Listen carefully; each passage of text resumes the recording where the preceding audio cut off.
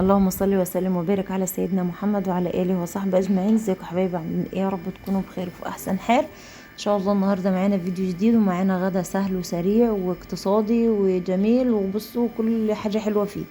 نسمي الله ونصلي على سيدنا محمد عليه افضل الصلاه والسلام، وحطوا لايكات كتير كتير للفيديو، وشيروا الفيديو، واكتبوا كومنتات كتير على الفيديو بتاعنا النهارده. بسم الله كده.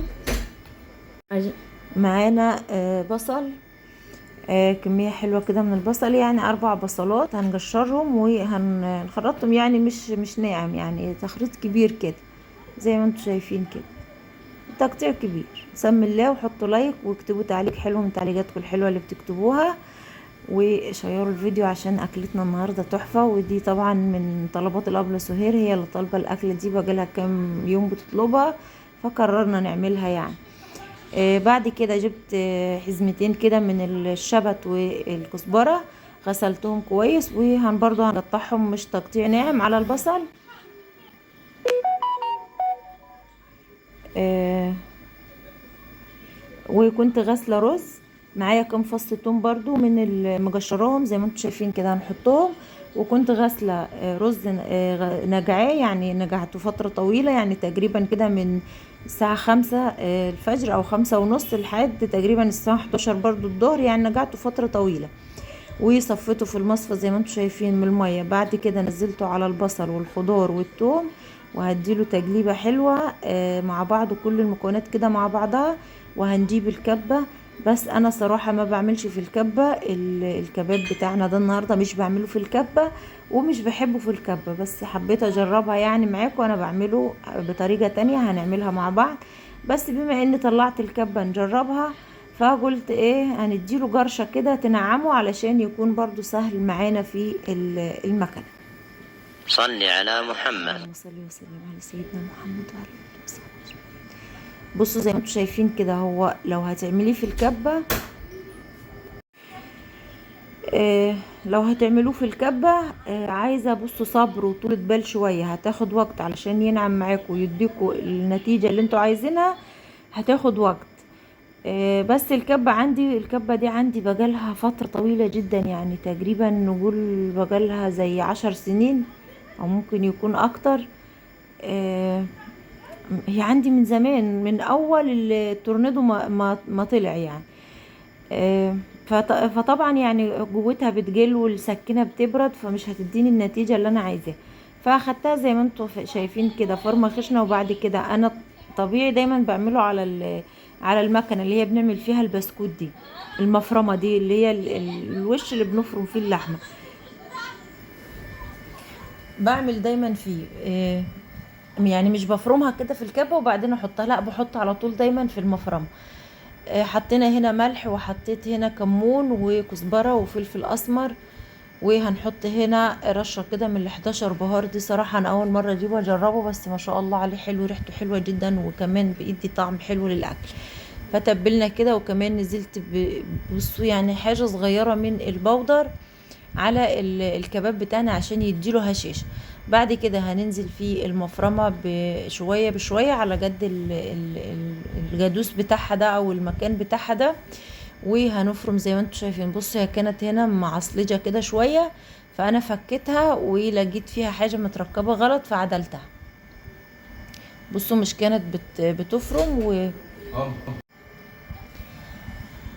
بصوا انا فكيتها، وطبعا المكنه دي انا بغسلها وبعينها نظيفه وزي الفل. وبرضو قبل ما استخدمها تاني النهارده غسلتها ونضفتها وحطيتها نشفتها واستخدمتها برضو. شلت الحبه اللي نزلوا برضو على من الاول دول، شلتهم خالص، برضو استغنيت عنهم برضو عشان لو في اي حاجه في المكنه يبقى نزلت مع الحبه اللي في الاول دول. بصوا نازله كده متماسكه وطريه وتحفه ما شاء الله عليها يعني. وبصوا يعني ما كملتش والله بتهيألي ما خدتش 10 دقايق معايا فرم، يعني فرم وشين زي ما انتم شايفين. كنت بنزل شويه بشويه كده، ولونها تحفه، يعني خضارها مظبوط، البصل مظبوط، كل حاجه طالعه فيها مظبوطه، ولا ناشفه ولا طريه سايله ميه احتجت ان انا ازود مثلا دقيق ولا نشا ولا حاجه. بصوا ما شاء الله عليها، هتصبعيها بكل سهوله. وناعمة وطرية، وبصوا ريحتها تحفة. ولا بصوا ما بحبش صراحة اضيف عليها لحمة، يعني مش بستطعمها لو ضفت عليها لحمة، احنا بنحبها كده من غير لحمة. مش بخل يعني والله ولا حاجة، بس هو احنا متعودين عليه كده، بنحبه كده خضار بس، بصل وخضار والرز والثوم وبس كده بنحبه، وبنحب طعمه كده. حابة بتضيفي عليه لحمة، بتقطعي اللحمة حتت صغيرة وبتجلبيها وبتفرميها معاه لو حابة تضيفي عليه لحمة. انا فرمت الكمية كلها. ورجعت عملتها وش تاني اهي زي ما انتم شايفينها. رجعت عملتها وش كمان، يعني عدت عليها فرم تاني مرة تانية، حطيتها المفرمة زي ما انتم شايفين كده، وفرمتها وش تاني. حطوا لايك للكباب بتاعنا النهاردة، الكباب الكداب زي ما بنسميه، او كان زمان يقولوا يسموه لحمة الغلابة، يعني كان يعملوه كده زي اللحمة كده. انا بسميه الكباب الكداب، يعني مش الكباب اللي بنجيبه من عند الكبابجي والحاجات دي، لا الكباب بتاعنا كباب كداب. هنديله فرمة في المكنة، في وش كمان في المكنة. بصوا على طول في السريع كده، يا دوبك بحطهم والف، يا دوبك بينزلوا من الناحية التانية على طول، ما بتاخدش وقت خالص. بصوا لو قعدت افرم فيها 3 ساعات في الكبة عمرها ما كانت هتديني النتيجة دي، يعني كان صل ممكن على محمد. عليه افضل الصلاة والسلام. كان ممكن الكبة تتحرج وانا بعمل، وهو برضو ما ينعمش. خلصنا وفككنا الماكينة زي ما انتم شايفين، انا كنت ربطها على الرخامة على فكرة. ده الوش بتاع الفرن بينضف اول ما بتحطيه تحت المية، بينضف على طول، مش ان هو صعب وبغلبك. بصوا كمية ما شاء الله عليها حلوة. هنمسكها نعجنها كلها في بعض، متماسكة جميلة جدا جدا، طرية يعني، لينة كده في ايدك، مش ناشفة، مش سايحة مية. ما شاء الله عليها حلو. هنسيبها كده على جنب لحد ما نحضر الصلصة اللي هنعملها للكباب بتاعنا. معانا كمية طماطم محترمة كده، هنفرمها. هنفرمها بالهاند بلندر، وهنرجع نصفيها تاني بالمصفى علشان ما يكونش فيها قشر طماطم في الاكل. وبرضو لو فرمتها في الخلاط برضو بصفيها برضو في الخلاط. هنعمل البصلتين، هنقشر البصلتين دول. وانا بقشر البصل دي كان التليفون عمال يرن، وقت التليفون يا ابله سهير، كان التليفون عمال يرن، ففصلت وعملت مكالمة كده بس طولت شوية، يعني كانت اختي بتكلمني، هي برا مصر، فقعدنا ندردش سوا شوية. فانا عملت ايه هنا، حطيت سمنة. انا هنا شوحت البصلة في سمنة وزيت، وبعد كده نزلت عليها بعصير الطماطم، وضفت برضو بهارات، كمون وكزبرة وفلفل اسمر ورشة من ال11 بهار، وسبكنا صلصة عادية خالص. وكمان حطيت فيها توم، فرمت معاها الثوم مع البصل. وكنت صبعت شوية هنا من الكفتة بتاعتنا، وهنكمل كده مع بعض. بتصبعها بالحجم اللي انت بتحبيه، صراحة انا بحب اعملها صغيرة، هي الكاميرا مديها حجم اكبر من حجمها شوية يعني، بس هي اصغر من كده يعني شوية. بصبعها كلها زي ما انتم شايفين على صينية او على، يعني زي ما بتعمليها، والله طعمها تحفة. في ناس بتحمرها بتحمرها، سوري شركت فجأة كده في ناس بتحمرها، انا ما بحبهاش متحمرة، انا بحب احطها في الصلصة بتاعتها نية كده، مش بحب احمرها. بس في ناس بتحب تحمرها الاول، تديها تشويحة كده في الزيت قبل ما تحطها في الصلصة. لا انا ما بحبش كده، انا بحبها زي ما هي كده نية، بنزلها في الصلصة زي ما هي نية. اول ما الصلصة بتاعتها بتتسبك زودتها مية علشان تغلي. لو عندك شوربة ممكن تحطي شوربة، بتحبي المرق ممكن تحطي مكعب مرق في المية لو مش عندك شوربة. لو في شوربة بتزوديها شوربة عادي برضو، بتديها طعم حلو. بس انا زودتها مية وسبتها غليت شوية في الصلصة.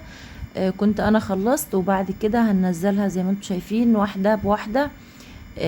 مش هننزلها يعني كمية كبيرة مع بعض، علشان مش تكون لازقة في بعضها، وتيجي تقلبيها او تطلعيها تلاقيها كلها ماسكة في بعضها كتلة واحدة. لا بنزلها واحدة بواحدة كده، والمكان اللي بنزل فيه بنزل في يعني جنبها كده على طول، علشان تنزل تشرب من الصلصة دي، فمش تلزق في بعضها، فاهميني يعني، علشان ايه مش هلخبط الدنيا.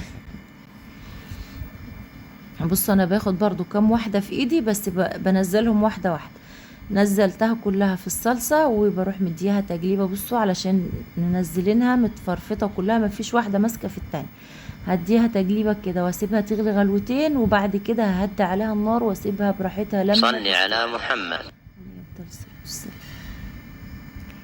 هسيبها لما تستوي زي ما انتم شايفينها كده. بصوا ما شاء الله عليها. احلى حاجه فيها بقى شويه الشوربه بتوعها دول. في ناس بتعمل رز، بتعمل جنبها رز، بتاكلها بالرز، بس لا احنا بنعملها هي بس كده، مش بعمل جنبها اي حاجه خالص. هديها تجليبه برضو، هسيبها كمان على النار تكمل سوا لما تستوي خالص.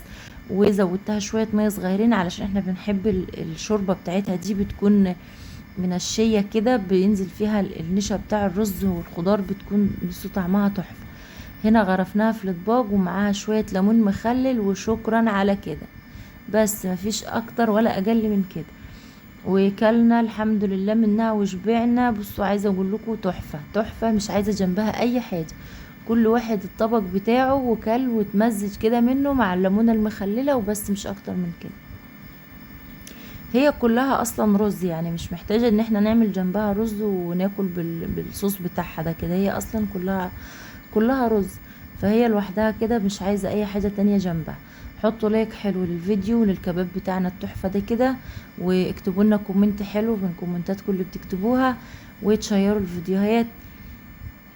واللايك اهم حاجة، مش تنسوا تحطوا اللايك علشان ترفعوا الفيديو، علشان الفيديو ينزل في مقترحات اليوتيوب، علشان الفيديوهات تنشاف، علشان ان شاء الله ربنا يكرمنا بأمر الله ونشوف اي حاجة من القناة دي، يعني ان شاء الله على خير كده.